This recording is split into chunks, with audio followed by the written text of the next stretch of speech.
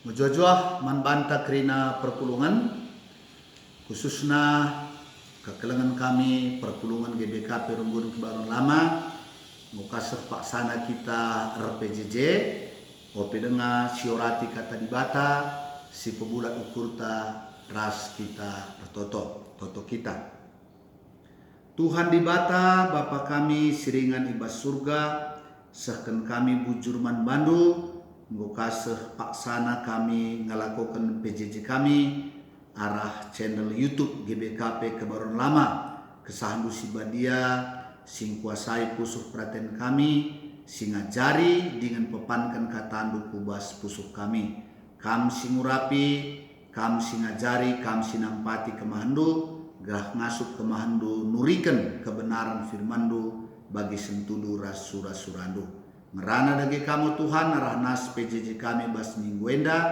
mbo sikap kami megi kenca ibas gelar Tuhan Yesus haleluya amin.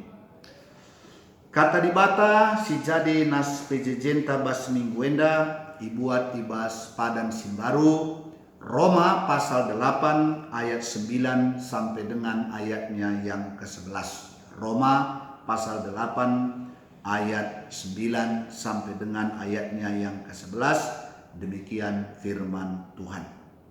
Tetapi kamu tidak hidup dalam daging melainkan dalam roh, jika memang roh Allah diam di dalam kamu. Tetapi jika orang tidak memiliki roh Kristus, ia bukan milik Kristus. Tetapi jika Kristus ada di dalam kamu, maka tubuh memang mati karena dosa, tetapi roh adalah kehidupan oleh karena kebenaran. Dan jika roh Dia yang telah membangkitkan Yesus dari antara orang mati diam di dalam kamu, maka Ia yang telah membangkitkan Kristus Yesus dari antara orang mati akan menghidupkan juga tubuhmu yang fana itu oleh rohnya yang diam di dalam kamu. Demikian pembacaan nas PJJ kita. Dan sebagai tema dari PJJ kita minggu ini, geluh simbaru ibas Kristus, ya, hidup baru di dalam Kristus. Dan tema ini akan dihubungkan dengan 4 kebaktian khusus yang akan kita lakukan, yaitu kebaktian Kamis Sibadia, Jumat Agung, Sabtu Pengharapan, dan kebaktian Minggu Paskah. Sebelum nas PJJ kita ini, ada hal penting yang dituliskan oleh Paulus tentang arti kematian Kristus bagi kita. Apakah arti kematian Kristus itu bagi kita? Di sana dikatakan Allah telah mengutus Yesus di dalam daging yang serupa dengan daging, yang dikuasai dosa karena dosa. Ia telah menjatuhkan hukuman atas dosa itu di dalam daging, yaitu melalui kematian Kristus di kayu salib. Roma 6 ayat 23 mengatakan upah dosa adalah maut. Dengan kematian Kristus di kayu salib, tuntutan hukum Taurat itu telah digenapi di dalam kita, supaya kita tidak hidup lagi menurut daging, melainkan hidup menurut roh.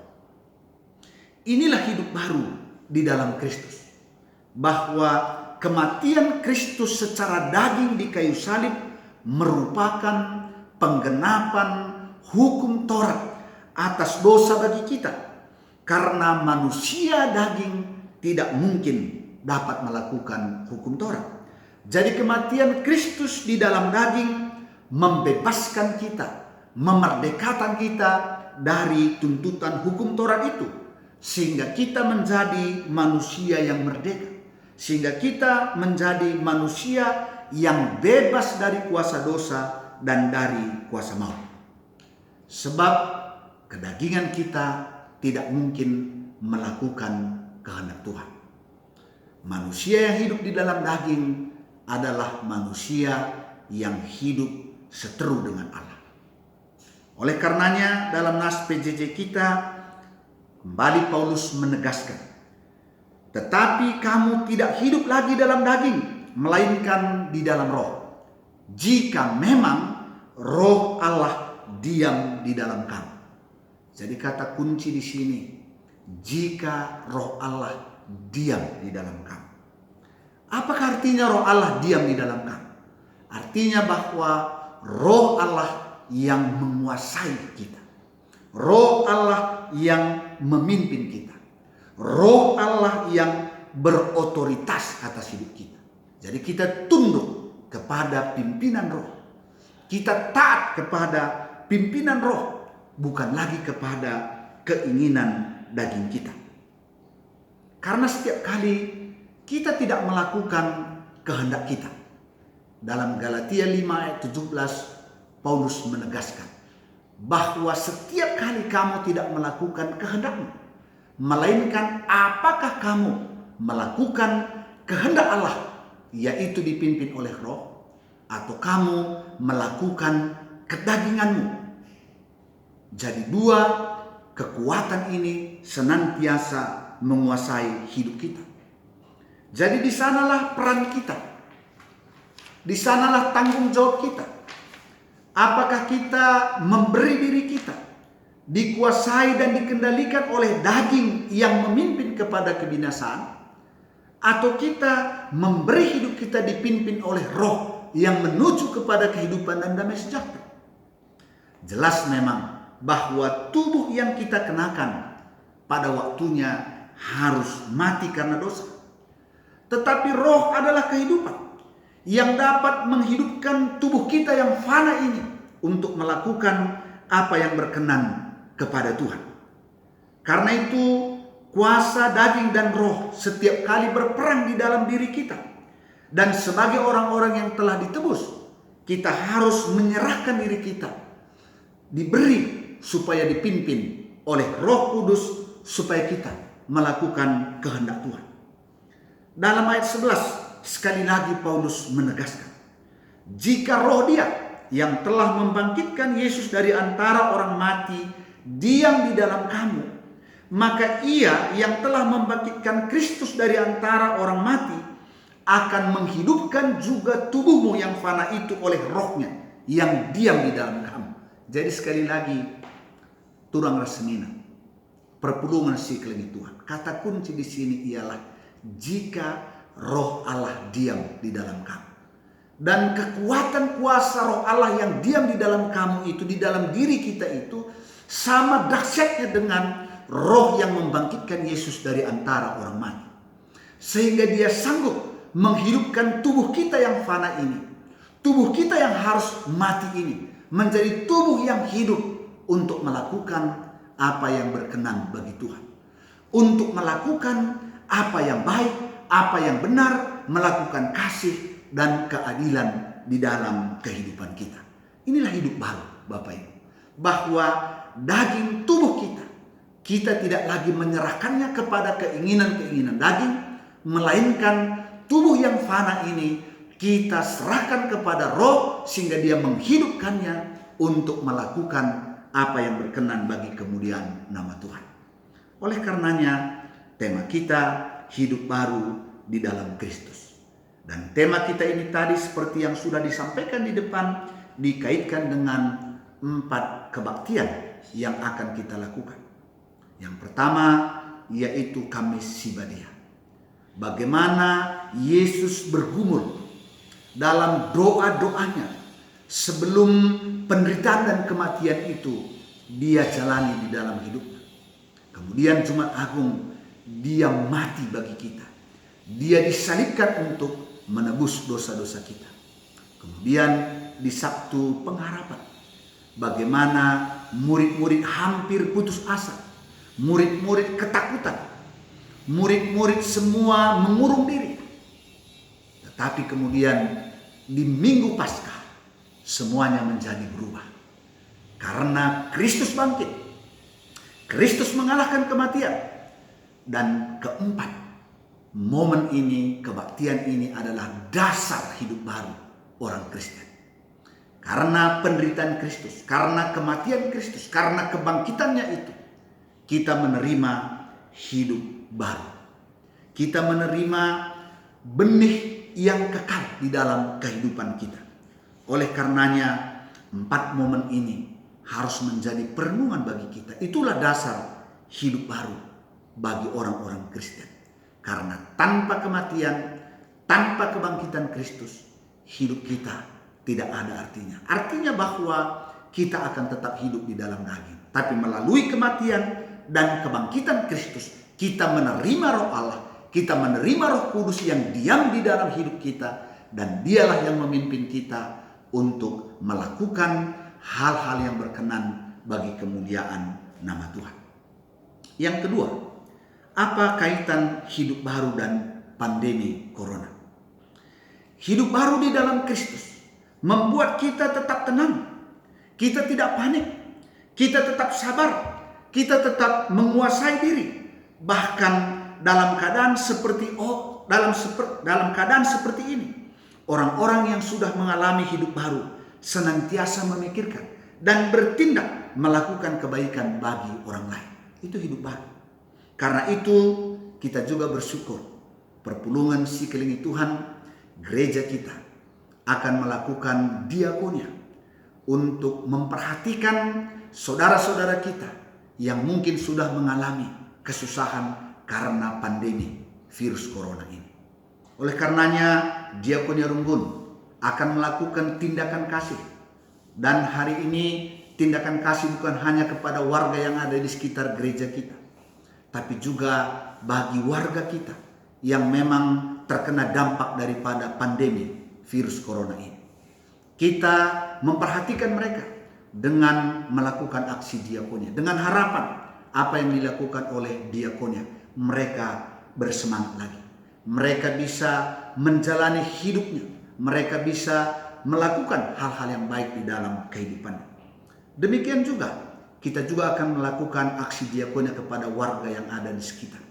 Artinya bahwa kita yang sudah mengalami hidup baru, dalam kesusahan pun kita mampu bangkit untuk melakukan kehendak Tuhan, untuk memperhatikan orang lain, untuk mengasihi orang lain, sehingga orang lain merasakan semangat sukacita di dalam kehidupannya. Yang kedua, apa hubungan hidup baru dan pandemi corona? Bapak Ibu, saudara-saudara yang terkasih, mungkin corona dapat menjadi jalan seseorang mati, meninggal dunia. Tetapi firman Tuhan juga mengingatkan kita bahwa tubuh yang fana ini memang harus mati karena dosa.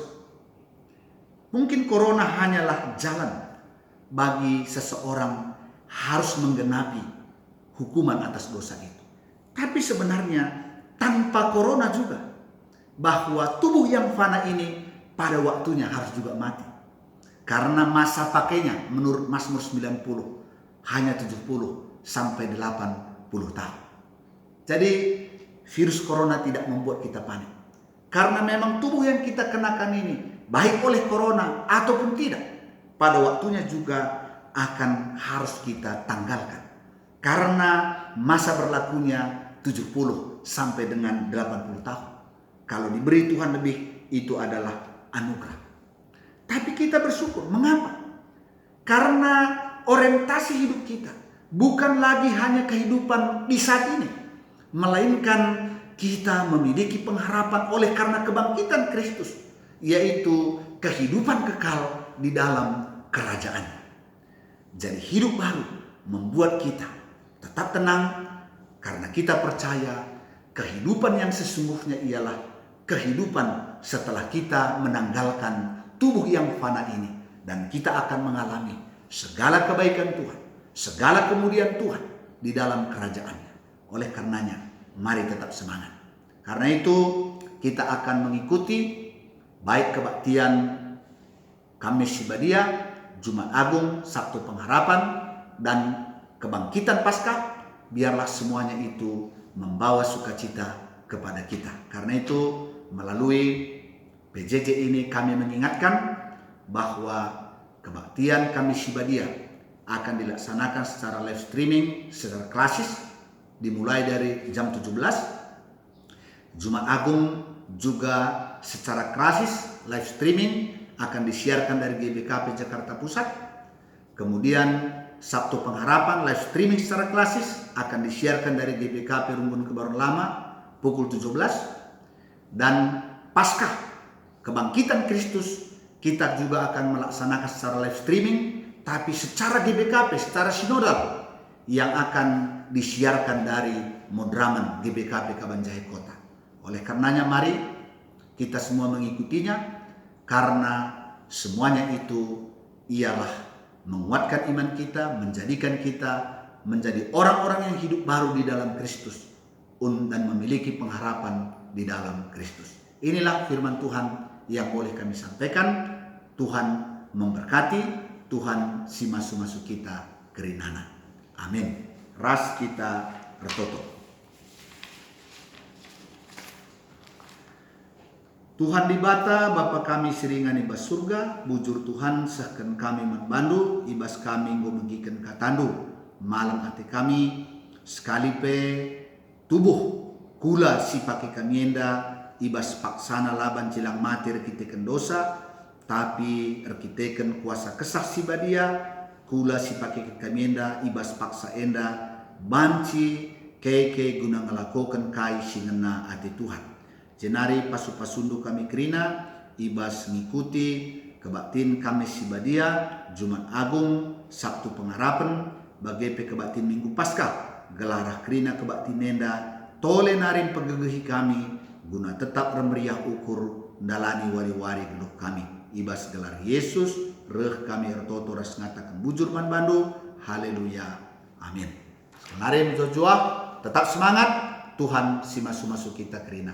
Amin.